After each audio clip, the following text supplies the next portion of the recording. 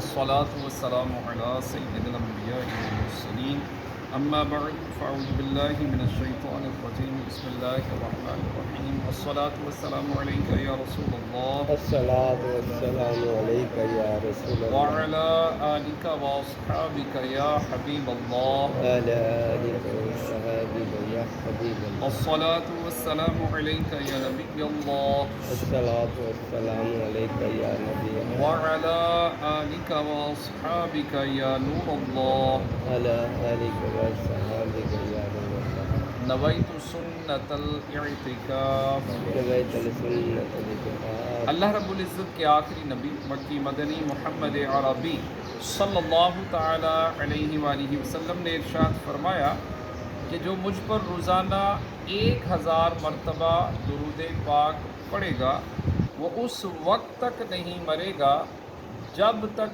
جنت میں اپنا ٹھکانہ نہ دیکھ لے۔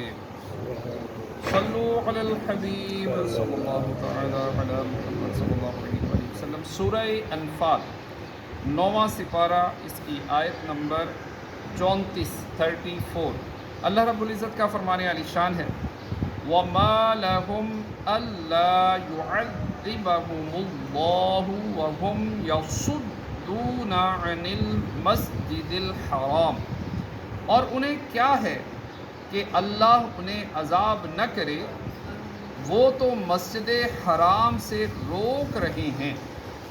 وَمَا كَانُوا أَوْلِيَاءَهُ، اور وہ اس کے اہل نہیں۔ ان اولیاءہ الا المتقون، اس کے اولیاء تو پرہیزگار ہی ہیں۔ وَلَكِنَّ أَكْثَرَهُمْ لَا يَعْلَمُونَ، مگر ان میں اکثر کو علم نہیں۔ اس سے پہلی آیت میں اللہ تعالیٰ نے ارشاد فرمایا کہ جب تک میرا حبیب صلی اللہ تعالیٰ علیہ وآلہ وسلم ان میں تشریف فرما ہے، اللہ تعالیٰ انہیں عذاب نہ دے۔ اور اس آیت میں فرمایا کہ انہیں عذاب دے گا، تو اس آیت کا معنی یہ ہوا کہ جب رسول اللہ صلی اللہ تعالیٰ علیہ وآلہ وسلم ان کے بیچ سے چلے جائیں گے تو اللہ تعالیٰ انہیں عذاب دے گا۔ بعض مفسرین نے فرمایا کہ اس آیت میں عذاب سے مراد قتل اور قید ہونے کا وہ عذاب ہے جو بدر کے دن انہیں پہنچا۔